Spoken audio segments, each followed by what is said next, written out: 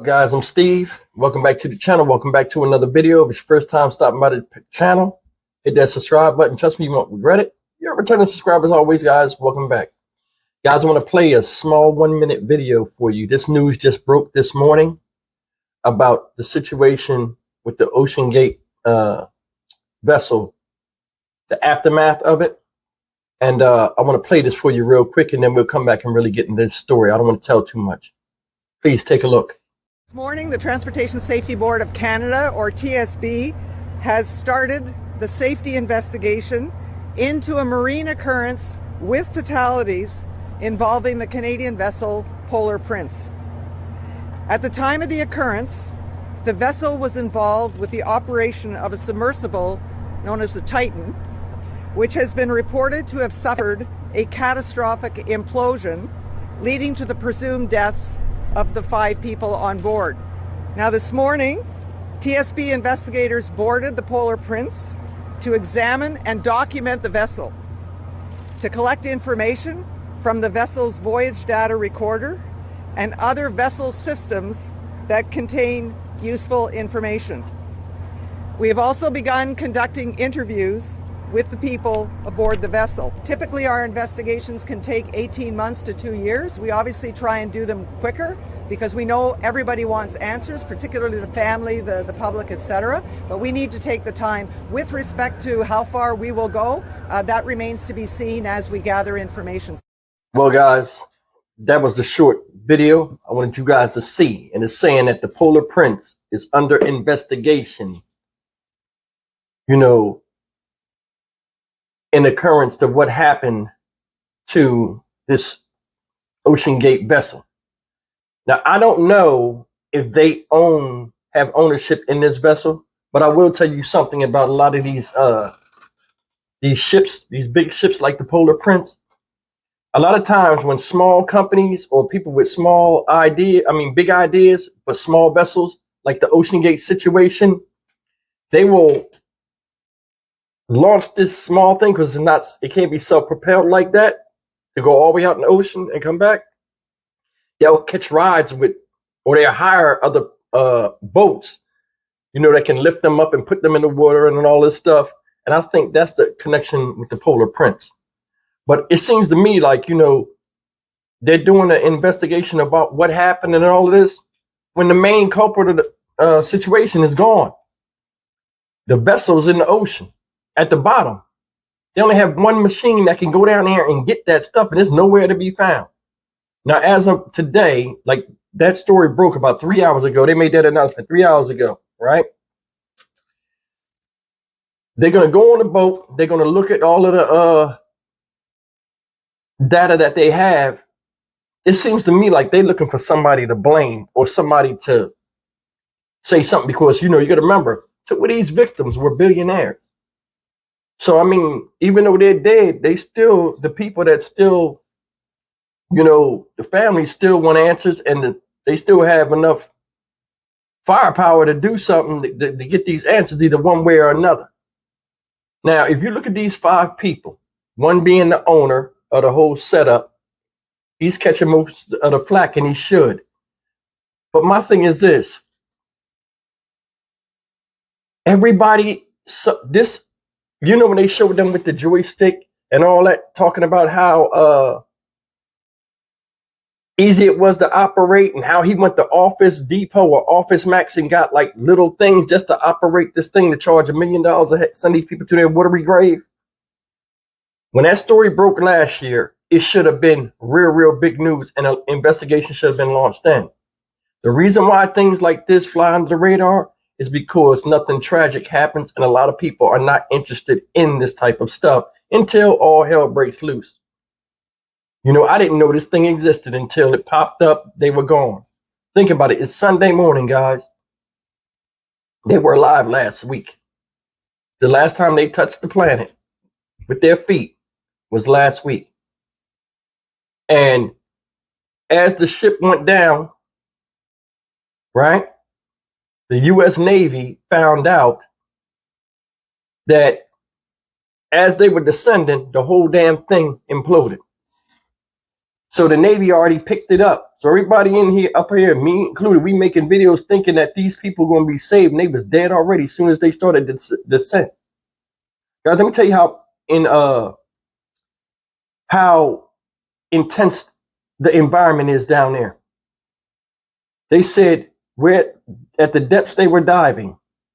Glass, the pressure pushing against the vessel was so intense that glass or a block of wood would turn to dust if they were exposed to the elements. Meaning if they had stepped outside that submarine or the water came in, the pressure was so intense, it would turn a solid item like glass or wood into dust. They're talking about, oh, well, they have, it's like every few hours a new report comes out and everything's mixed up. First they said they have 2 debris fields with 4 pieces of the sub present. I don't know. All I know is the bottom line is this. I wouldn't have went on there, and most of you guys wouldn't have went on there. If you look at this vessel, how it looks, and look at the size of it, guys, they didn't even have seats in this. You charging $1 million, $250,000 each for 4 people to get into this sub, and it doesn't even have seats in it. So they were all in there sitting Indian style, going down to their demise. I don't understand it. Supposedly, the father and son combo didn't have the father and son. They didn't have tickets at first. Somebody contacted him with their kid. They was going to go, and they had 2 tickets. And check this out. They looked at it and said it wasn't safe, so they backed out, and then gave the tickets to them, and then they went and deep sixed. That's crazy. 2 of these people on here, one of them is in the Living Legends Hall of Fame. One of these guys. I don't know if it's the French guy, but I know it's one of the guys that does all the expedition and deep diving and going into space. One of these passengers, you guys can go look it up. He in the Living Legend Hall of Fame, meaning this is a Hall of Fame for like people that accomplishes a lifetime worth of stuff, and then they're remembered in the Hall of Fame after they're dead. This guy is in the Hall of Fame right now while he's alive because he did stuff most human beings won't accomplish. His last thing on his bucket list was go see the Titanic. Well, you saw it. Now you're part of it. You know, it's a lot of people that sit up here and say, well, they did what they love, you know, and I said that too. But the bottom line is this. You think if any of them knew they wasn't going to come back, they would have still went down there? Nah. I don't know. So, I mean, it don't matter if they liked it or not. I was at the Houston rodeo before. Some of y'all listen to me from Houston, where I'm at. And they had bungee jumping. And I'm like, I'm going to do that. Because I was always be like, hey, man, I'll bungee jump. When they be showing them jumping off of stuff. And it'd be like that thing down there they can land on. I'm like, yeah, I'll bungee jump. I say, oh, they got bungee jumping. So my wife at the time was like, oh, you going to go do it? I'm like, hell yeah, I always wanted to do that. Let me tell you something. I walked over there. I noticed there wasn't no line. I saw the dude up there at the top smoking cigarettes and had a beer in his hand when that hooks you up. Then I looked at the bottom. It wasn't no mat down there. It was the concrete and some damn hay bales. That's a recipe for a disaster. And I ain't that damn hungry for death. You know what I'm saying? I'll pass. You know, people die at carnivals all the time. I'll be the first black dude to go die from bungee jumping in NRG Stadium parking lot. Man, they'll clown me on the internet. Couldn't be me. But as tragic as this is, in my final thoughts, I want to say this. And this is the part that keeps me stumped. These people, especially these billionaires and these adventurers, these guys read a lot and they research things. And that's what sparks their interest to really do something. It seems to me nobody read the fine print on their life of what can happen going down there. And that's the part that's beyond me. Life is about taking risks. I understand that. But when you just leapfrog over everything that can happen without no regard and only seeing what you want to see, have nobody else but to blame themselves. It's just funny to me that, and a lot of you guys noticed this too. As the countdown came down to, what was it, Thursday morning, 6 a.m., when the oxygen was supposed to run out on this vessel and the world was biting their nails and wondering if they was going to get found. Do you notice hours before that, we heard a sound in the ocean? We can't tell where it's coming from. I think they made that, and it sounds messed up, but it's just weird that they heard the noise. They couldn't find them Wednesday. All of a sudden, they heard the noise, right? That the night before, they heard a noise. They're trying to track the noise down. Then they find debris after the deadline. Everybody's like, what happened? It's quiet for a while. Oh, we found debris. Then all of a sudden, later on, oh, the Navy knew they blew up on Sunday. So this whole week, you was just running these articles, stringing the media along and all these other people along when the U.S. Navy heard them blow up from the jump when they was descending down there last Sunday. You got to watch what you hear, man. It's a lot of crazy stuff.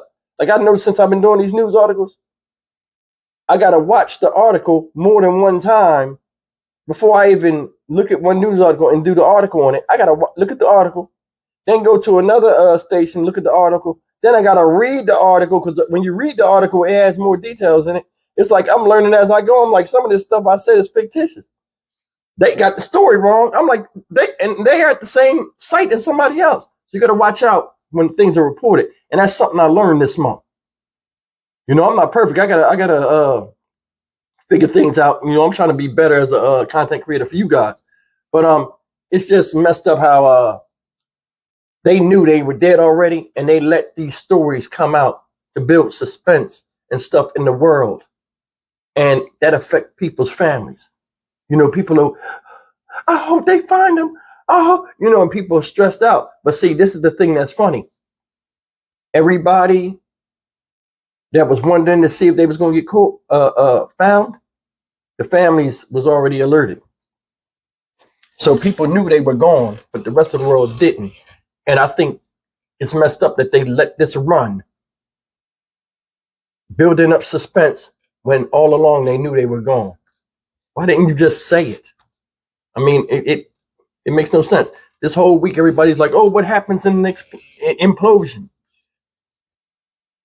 Okay. It's like a balloon.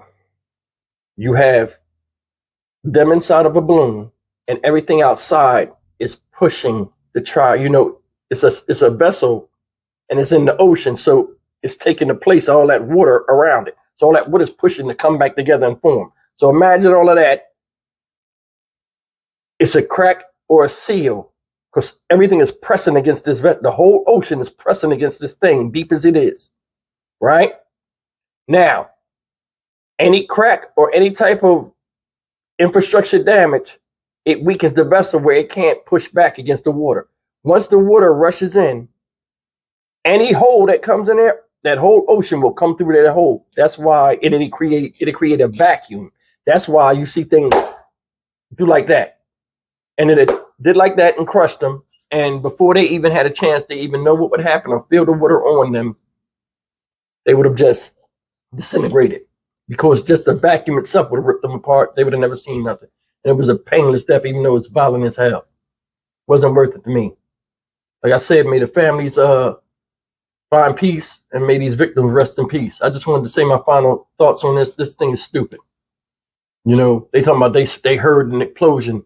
Everybody heard it. They just didn't know what it was.